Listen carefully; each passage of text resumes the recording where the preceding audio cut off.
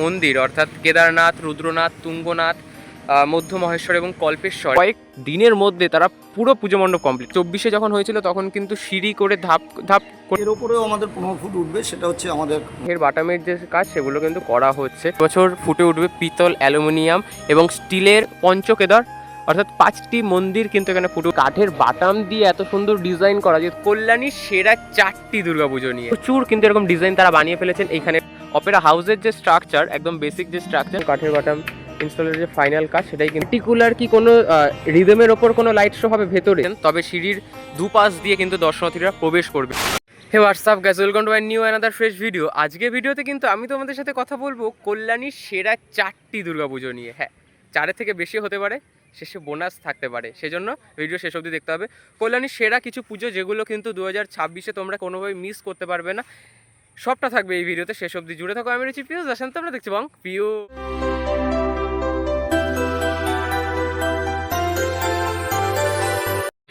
এই হচ্ছে Kalyani boat park, বা বলা যায় কল্যাণী B9-এর পুজো। হ্যাঁ, কল্যাণী বোট পার্কের অপর একটি নাম হচ্ছে কল্যাণী B9 অধিবাসী বৃন্দের পুজো, এবং এই বছর তাদের উপস্থাপনা রয়েছে প্যারিসের অপেরা হাউস।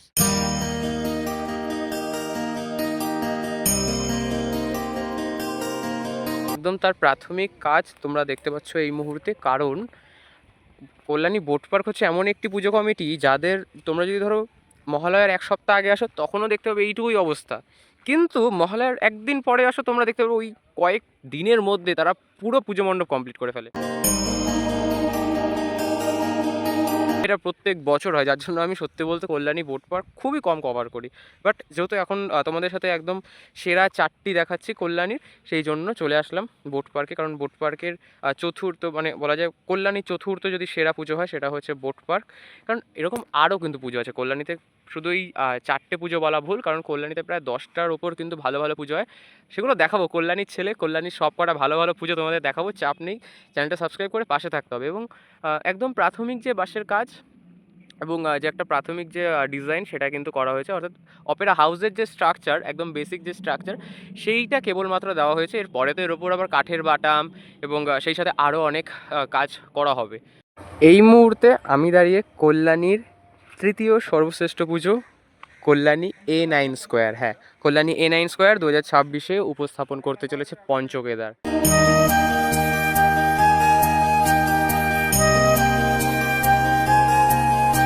এর আগে 2024-এ তোমরা দেখেছিলে এখানে 4 ধাম, এই বছর 2026-এ তোমরা দেখতে পাবে হচ্ছে পঞ্চকেদার।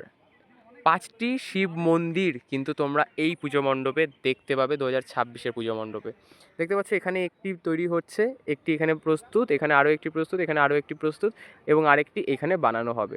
পঞ্চকেদার অর্থাৎ 5টি মন্দির কিন্তু এখানে ফুটে উঠবে। 5টি মন্দিরের মধ্যে কিন্তু 3টি মন্দির সম্পূর্ণ শেষ এবং চতুর্থটির কিন্তু একদম প্রাথমিক পর্যায়ের যে কাজ সেটি করা হয়েছে, পঞ্চমটি কিন্তু করা হবে। পঞ্চকেদারের 5টি মন্দির কেদারনাথ, তুঙ্গনাথ, রুদ্রনাথ, কল্পেশ্বর এবং মধ্য মহেশ্বর। 5টি মন্দির কিন্তু মহাদেবের 5টি অঙ্গকে রিপ্রেজেন্ট করে, অর্থাৎ মহাদেবের যে অঙ্গ রয়েছে সেই অঙ্গের কিন্তু 5টি অংশ হচ্ছে এই পঞ্চকেদার, যার মধ্যে একটি বললাম কেদারনাথ, রুদ্রনাথ, তুঙ্গনাথ, মধ্য মহেশ্বর এবং কল্পেশ্বর। এরকম 5টি মন্দির কিন্তু এখানে হবে, তবে এখনও অবধি কিন্তু প্রাথমিক দৃষ্টিতে বলা যাচ্ছে না কোন মন্দিরটি কী হতে চলেছে, কারণ দেখতে পাচ্ছ প্রায় 3টেই কিন্তু একদম যে তাদের অবয়ব সেটা কিন্তু প্রাথমিক দৃষ্টিতে একই রকম লাগছে। প্রথম একদম মিডিলে হয়তো কেদারনাথ হতে পারে, এখানে আমরা দশভুজা মা উমাকে দেখব। আর এই বছর 2026-এ তারা কীভাবে সেজে উঠছে সেটা কিন্তু জানতে হবে, কারণ 2024-এ যখন হয়েছিল তখন কিন্তু সিঁড়ি করে ধাপ ধাপ করে কিন্তু উঠে 4 ধাম কিন্তু দর্শনার্থীদের দর্শন করানো হয়েছিল, তারপরে একদম মূল মণ্ডপে মাতৃপ্রতিমা দর্শন হয়েছিল। তবে তাদের সাথে কথা বলে যেটুকু জানতে পারলাম তারা বলছেন পঞ্চকেদার। হ্যাঁ, পঞ্চকেদার হচ্ছে। এবার পঞ্চকেদারের যে 5টি মন্দির অর্থাৎ কেদারনাথ, রুদ্রনাথ, তুঙ্গনাথ, মধ্য মহেশ্বর এবং কল্পেশ্বর, এই 5টি মন্দিরের কোনটি কী হতে চলেছে সেটা এখনও অবধি কিন্তু তারাও নিজেরা সঠিকটা জানেন না, তাই বললো যে এখন এই অবধি রাখো, পরবর্তীতে সঠিক তথ্য তারা দেবেন। কারণ এই মুহূর্তে আমি দাঁড়িয়ে কল্যাণীর রথতলার বুকে, আর কল্যাণীর রথতলা এই বছর তোমরা দেখতে চলেছ মথুরার কৃষ্ণ বলরাম মন্দির, তারই আদলে সম্পূর্ণ পুজো মণ্ডপ সেজে উঠছে।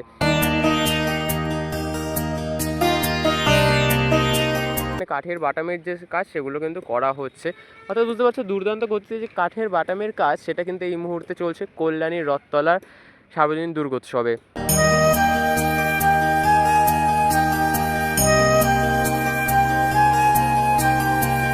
এবং এখানে দেখতে পাচ্ছ কাকারা কিন্তু কাজ করছেন কাঠের বাটাম ইনস্টলেশনের, একদম কাঠের বাটাম ইনস্টলের যে ফাইনাল কাজ সেটাই কিন্তু চলছে। দেখতে পাচ্ছ ওখানেও কিন্তু কাকারা কাজ করছেন এবং এখানে তো প্রচুর যে কাঠের বাটাম সেগুলো তো রাখা রয়েছে।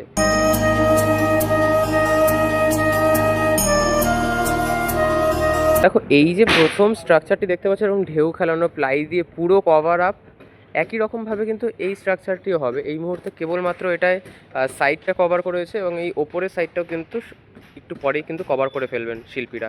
এবং দেখতে পাচ্ছ এখানে কিন্তু যে ফাইনাল কাজ সেটা কিন্তু করা হচ্ছে এবং বুঝতেই পারছো কল্যাণী রথতলা কোন গতিতে তাদের প্রস্তুতি করছে 2026-এর শারদ উৎসবের।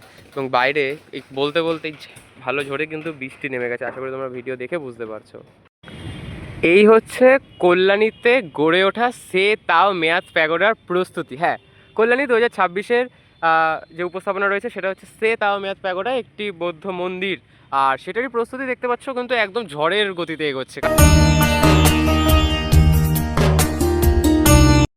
প্রবেশ করছি কল্যাণীর বেস্ট এস্ট দুর্গাপূজা কল্যাণী আইটিআইমোড় দুর্গোৎসব প্রাঙ্গণে।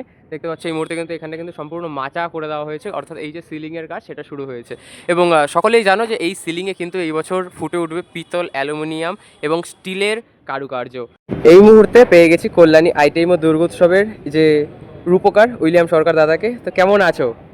ভালো আছে। আর সবার প্রথমেই স্বাধীনতা দিবসের অনেক অনেক শুভেচ্ছা। আচ্ছা, এবার আমরা প্রথমেই প্রবেশের দিকে আমি দেখতে পেলাম যে যে একদম এন্ট্রেন্স গেট সেটাকে একটু অন্যরকমভাবে কি সাজানো হচ্ছে? না, আমাদের মন্দিরে যেটা আছে আমাদের সিঁড়ি আছে একটা। আচ্ছা, ওপর থেকে মন্দিরের আদলে করতে গেলে আমাদের ওটা করতে হচ্ছে। এবার সেটা আমরা লোক ওঠাচ্ছি না, আমরা ওটা ফলসি রাখছি, যাতে আমাদের মন্দিরটা আমরা জাস্ট মন্দির অবিকল আনতে পারি। আমাদের দুদিকেই লোকটা ঢুকবে। আচ্ছা, মানে এইবার তাহলে যে আমরা দেখতে পেলাম যে একদম মাঝখান দিয়ে একটা বাঁশের যে এরকম একটা লেবেল দেওয়া রয়েছে সেটা দুদিক দিয়ে প্রবেশ করবে, তাই তো? মানে প্রবেশপথটা একটু অন্যরকম এইবার। আচ্ছা, আর তুমি তো এর আগেও বলেছিলে যে এবার একদম ভিন্ন স্বাদে পুজো সবাই দেখবে। আর ভেতরে তো এই বছর তুমি বললে যে একদম মানে একটা কস্টলি ডিজাইন হচ্ছে, সেটার কি কাজ শুরু হয়েছে ভেতরে? হ্যাঁ, ভেতরে আমাদের ওটা আলাদা পার্ট, ওটা আলাদা। যারা হস্তশিল্পের আমাদের শ্রমিক, যারা কারিগর, তারা ওটা আলাদা জায়গায় বসে করছে। আমরা তৈরি হয়ে গেলে আমাদের এখানে সেট আপ হয়ে গেলে আমরা ভেতরের কাজটা। তোমরা ইনস্টল শুরু করছো কবে দিয়ে?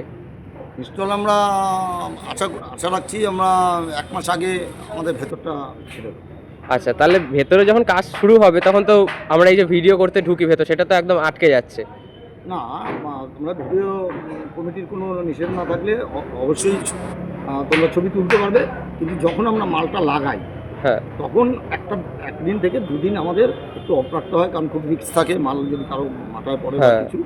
যার জন্য আমরা ওই 1-2 দিন অন্তত সুরক্ষার জন্য সবার। আচ্ছা, এবং মাতৃ প্রতিমা তো আসছে এবার কুমোরটুলি থেকে, শিল্পীকে রয়েছেন শিল্পী প্রদীপ রুদ্রপাল। আচ্ছা, প্রদীপ রুদ্রপালের হাতের প্রতিমা এই বছর কল্যাণীর বুকে। আর সেই সাথে এই বছর তোমাদের যে উচ্চতা বৃদ্ধি বলেছিলে আরও বাড়বে, সেটা কি হয়ে গেছে না আর একটু রয়েছে? না, এর ওপরেও আমাদের 15 ফুট উঠবে, সেটা হচ্ছে আমাদের চূড়া আছে, আছে, তখন আমরা ওই যখন ওঠানোর পরে ওগুলো পাবো। আচ্ছা, তো বানানো হয়েছে সেই ডিজাইনের পরিমাণটা তোমাদের দেখা, এখানে দেখো কত মানে প্রচুর কিন্তু এরকম ডিজাইন তারা বানিয়ে ফেলেছেন। এইখানে রয়েছে, এইখানে ছড়ানো ছিটানো, ওখানে ছড়ানো ছিটানো, মানে পুরো মাঠ জুড়ে। এবং ওই গোডাউনের ওখানেও রয়েছে প্রচুর এরকম ছোটো এই যে গোল যে ডাইস সেগুলো কিন্তু করা হয়েছে, গোল স্ট্রাকচার। এবং সব কটা ডাইসে কিন্তু পদ্ম ফুল এবছর। আর এইসব নিয়ে ভেঙে চড়ে বলতে হয় না, এখানে শিল্পী রয়েছেন, দেখতে পাচ্ছ শিল্পী নিজে উপস্থিত থেকে কিন্তু যে কাজ সেটা কিন্তু পর্যবেক্ষণ করছেন।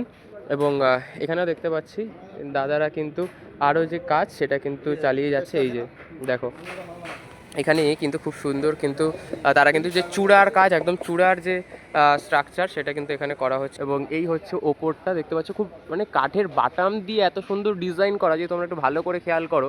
দেখো এখানটায় কিন্তু স্কোয়ার শেপ রয়েছে, তার মাঝখানে কিন্তু রাউন্ড রয়েছে, আবার একটা স্কোয়ার, আবার রাউন্ড, আবার স্কোয়ার। মানে কাঠের বাটাম দিয়ে এরা এত সুন্দরভাবে সাজিয়ে তুলেছে ভেতরটা। এর ওপর আবার যখন চটি প্লাইউড ইনস্টল হবে, তারপর যখন আবার ওই অ্যালুমিনিয়াম পিতলের কাজ হবে, তখন যে ঠিক কোন পর্যায়ে যেতে চলেছে এই পুজো মণ্ডপটা জাস্ট ধারণার বাইরে। কারণ দুর্গাপুজোর ইতিহাসে প্রথমবার কোনো পুজো মণ্ডপ তাদের মণ্ডপ প্রস্তুতিতে পিতল ব্যবহার করছে। জাস্ট ভাবো পিতল মানে ঠিক কোন লেভেলে তাদের প্রস্তুতি করা হচ্ছে।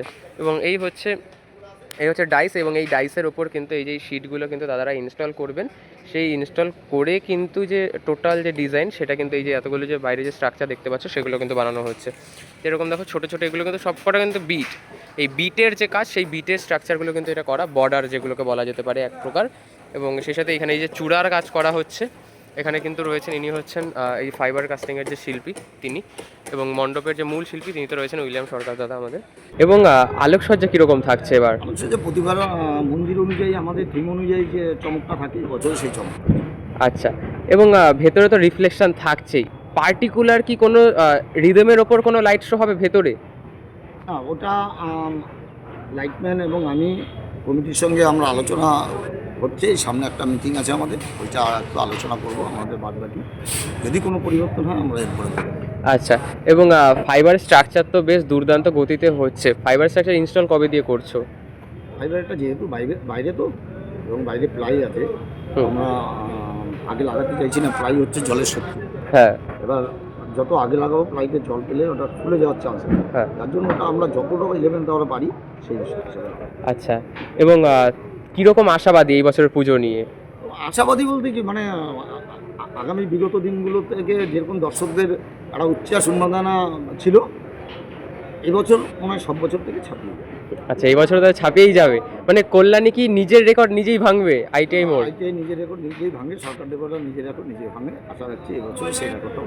আচ্ছা, এবং দুর্গাপুজো তো চলেই আসলো, দর্শনার্থীদের জন্য কি বার্তা থাকছে? দর্শনার্থীদের জন্য বলছি, প্রতিবারই আমি আগাম শুভেচ্ছা এবং আমন্ত্রণ জানাই। প্রতি বছর যেরকম কমিটির সঙ্গে আপনারা সহযোগিতা করে সুশৃঙ্খলভাবে এন্ট্রি এবং এক্সিট করেন, তার সঙ্গে পুলিশ প্রশাসন এবং কমিটিও যথা তারা সজাগ আছে যাতে সবাই সুশৃঙ্খলভাবে শান্তিভাবে দর্শন করতে পারে, তার জন্য সব ব্যবস্থা আছে। আপনারা আসুন। এইবারের প্রতিমাতে আমরা স্বর্ণলঙ্কা তো দেখব অবশ্যই, সেটার পরিমাণ কতটা রয়েছে?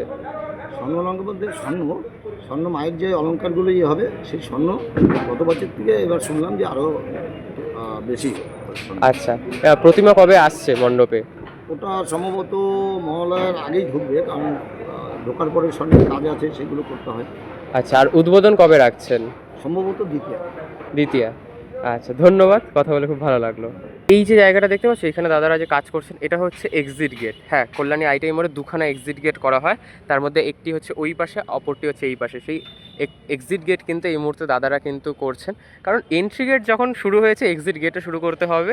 এবং এক্সিটে যে পরিমাণে ভিড় হয়, কারণ সবাই চায় ছবি তুলতে মায়ের, এবং কোনো এটা সিকিউরিটির সিস্টেমের ওপরেই চলে যায়, যেহেতু হিউজ ক্রাউড আসে সেই ক্ষেত্রে কিন্তু এখানটা কিন্তু কাউকে দাঁড়াতে অ্যালাউ করে না। অর্থাৎ যেটা জানতে পারলাম, এই যে স্থানটি এটা খুলছে না, এটা হচ্ছে সিঁড়ি। হ্যাঁ, কারণ এই মন্দিরের ঠিক আদলে একটি সিঁড়ি রয়েছে মন্দিরের প্রবেশদ্বারে, সেই সিঁড়ির ওপর কোনো দর্শনার্থীদের উঠবে না, কারণ যে পরিমাণে ক্রাউড হয় না, সিঁড়ির ওপর উঠলে সেখানে একটা সিকিউরিটিতে একটা মাইনাস পয়েন্ট চলে আসতে পারে। সেই জন্য তারা সবার নিরাপত্তার কথা মাথায় রেখে সিঁড়ি বানাচ্ছেন, তবে সিঁড়ির দুপাশ দিয়ে কিন্তু দর্শনার্থীরা প্রবেশ করবে। প্রথম